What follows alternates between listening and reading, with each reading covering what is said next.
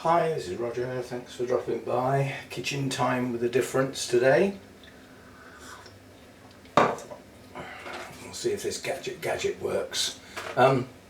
Before we start, I've had quite a lot of questions about RO units, which one I use, where I got it, how do they work, questions basically. So I did do a video a long time ago, not long after I'd set mine up, and showed it sort of, working and talked about it. But that was a long time ago. That's a very old video. Now it's the same RO unit, nothing's changed. It has had some new bits since then. Right, basic principle is that needs to go on there and that joins the dots. But basically, to get an RO unit to work, you need pressure. You need decent pressure on the input. Otherwise they just don't work. The membrane just won't handle it. So you need high pressure mains. The units themselves will handle almost any water, including relatively dirty water, if you want to change the filters frequently. I'm using mains water in the UK, which fundamentally is our drinking water. It's clean, it hasn't got lots of bits in it. So it's starting off relatively clean anyway, but it's got all sorts of chemicals, possibly heavy metals and various things in it that the orchids would prefer not to have. Anyway, so high pressure mains goes in there. Let's see if I can do this. And wiggles round until it gets to here, which is the first filter. Now that's a particle filter, that gets out bits. Well, there aren't any bits in this, so that's probably as clean now as it was when I got it. And then it comes out the bottom of that one, comes round here and goes into this one, which is a carbon filter, which in effect is the same filter that's in there. It's the same sort of filter that's in my jug that cleans my water up a bit before it goes in the kettle, and it stops my kettle furring up. So yeah, right, so then it comes out of there and goes into the actual RO membrane, which is the big bit down the middle.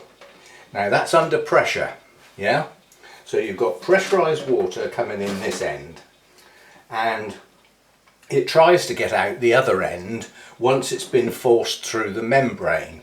And the membrane removes virtually everything from the water. It goes down to about a micron. So what comes out the other end is in two parts.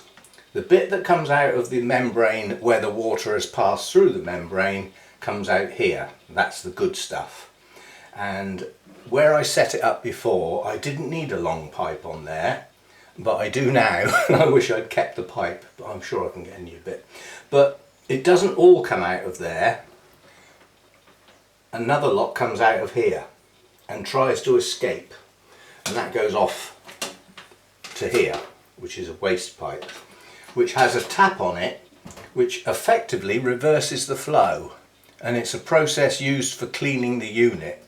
So basically it pushes the water back through the system, the idea being it flushes it out. Now if you had dirty water, you'd probably have to do that quite often. I've never done it, well, not in recent memory, so I don't use that bit. But the other stuff that comes out that goes to waste passes through there, which is a flow restrictor, and depending on how much water that allows through depends on how much is forced out of the good pipe, yeah. And I've just ordered a higher value one of these, which means basically that more water should come out of there and less goes through here, but that remains to be seen. But yeah, so that's its basic principle, but it does need good pressure for it to work. And you have to accept the fact that depending on your flow restrictor, you get probably a 3-to-1 ratio on a good day. So for every 3 litres you produce, 2 goes down the sink and 1 goes in your container as good stuff. On a bad day that can be 5-to-1, depending again on your flow restrictor and your pressure. Right, let's see if this gadget works. And we've got to take that out for a start. It helps if you undo it, not do it up. I was going to say it should be loose because I've taken it off once. Get me soaking wet, why don't you? Now this is plastic, but the thread it goes into in the tap is metal, so it should be a standard thread. So I'm told. This is the bit that we'll find out, because this is metal. So this is a metal thread into a metal thread. If it's wrong, it won't screw in. Right, let's see what we can do then. Well, it's got an aerator in there. Does that pop out? Yes. All that's going to do is reduce the pressure. Right, so we've got a very fine thread on here. That's a daft bit of design, isn't it? Metal with a very fine thread is very easy to cross thread, and then you mess up the thread, and you can mess up the unit that you're trying to screw something into if you're not very careful. Now I've got options here. Obviously the aerator could have been left in, but I'm not going to do that. I don't think that's going to make any difference to. And then we've got a washer, which looks like it. So I've got the choice of putting it on without the washer, or putting it on. That washer does fit in there, I'm pretty sure. Yeah, so that washer would go down in there, and it goes up against a ridge, so it can only go down that far. Now if there's something in there that can bite onto, then that will seal it. But if there isn't anything in there that matches with that, it'll do no good at all, apart from again reducing the pressure. We'll try it with. Right, let's make sure we don't cross thread anything here. Easy way to not cross thread something is to undo it till it clicks, and then you know it's sort of in place. Oh, I hate these fine threads. Right, that's screwing in nice and loose, so it's not cross threaded, but it's not going in very far. Right, I'll pinch that up, and we'll see if it seals, or how badly it leaks, if it leaks. Right, so that's that bit, and that bit, nice coarse thread there, look, can't get that wrong.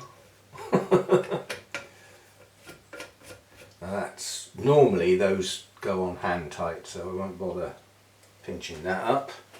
And then that is just a push fit, and then we turn the tap on and see what happens. And where are the pipes? We don't want it all over the floor, do we? Right, so that pipe's going to go down there, and that one's going to go in the sink. Right. Right, it leaks.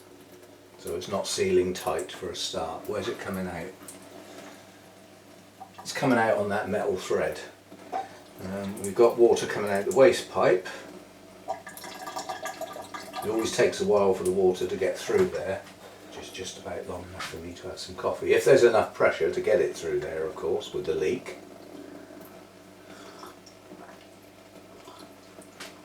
Right, so we've actually got a flow from the good part. Now that's coming out faster than it did outside when we filmed it outside, so that's already an improvement. But if we can stop that leak, it'll work even better. So that was, what was that? That was with the washer. Right, let's try it without then. I think that's going to make any difference. A washer only works if it's got something to go up against and be pinched. And I don't think there's anything up inside here, which is why it's leaking. You've just got a metal thread. And you've also got a metal thread that's not screwed in very far, but that's as far as it goes. It gets really tight at that point, so I'm not forcing it in any further. It obviously comes to a stop of some sort. It's only about 1.5 turns. But if this doesn't seal like this, then I'll just get some PTFE tape and wrap round there, which should seal it. It's a type of plumber's tape that you put on threaded joints. You just wind it round and then you screw it in place, and it makes a seal. It's good stuff. I haven't got any. I have to go and get some, or order some online. Pick that up anywhere really. Right, so we'll pinch that up again. Now this is without the washer. That might allow it to get a better seal. Probably won't make any difference, it'll be just as bad. but it's definitely leaking out of the metal bit, not out of the plastic bit. Right, what have we got this time then? Right, we've still got a leak.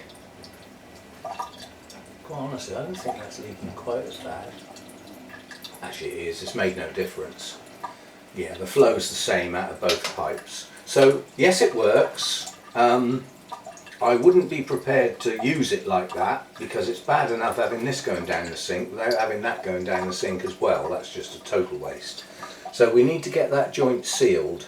As I said, hopefully I can get some plumber's tape to deal with that. So in principle it works. In practice, this gadget that I bought doesn't quite honestly fit properly. Yeah, I'll take it off. I was just going to say, just as well stay there, hadn't it? But we'll take it off. And well, for now, we can just put the aerator in and put it back in. Because without the pressure, it shouldn't leak, and it doesn't matter if it leaks now, it's just a normal tap. I can get the thing to screw in again. Oh, fine metal threads are just a bad idea. Yeah, that's fine, so that can just stay like that for now. So not a major success. As I said, I don't think the problem is with the gadget I bought. I think the problem is this, and there's something in there that's stopping this screwing right in, but I'm pretty sure some plumber's tape will seal that thread quite nicely, and as long as I can stop it leaking, then obviously this unit can just stay there, and I can just screw that on and use the RO unit as and when I choose to. So yeah, I wouldn't class that as a total success, but it can be soon. Right, there we go then. So that's the idea. From now on, I'll have to get a method of getting this up in the air. Because basically, obviously, the good water is going to come out of here, and I need that up somewhere so that I can get something underneath it to collect the water in, preferably in the sink, in case it splashes or drips anywhere, then it doesn't go on the floor. And I mean, it might be that the Vander bucket can just go in the sink and this can just sit on something alongside it, but I need to get that up in the air somehow. I don't want this away from the sink in case anything goes wrong and I'm not here watching it and get water all over the floor, which we don't want. Okay, that's it. That'll do for this. See you next time.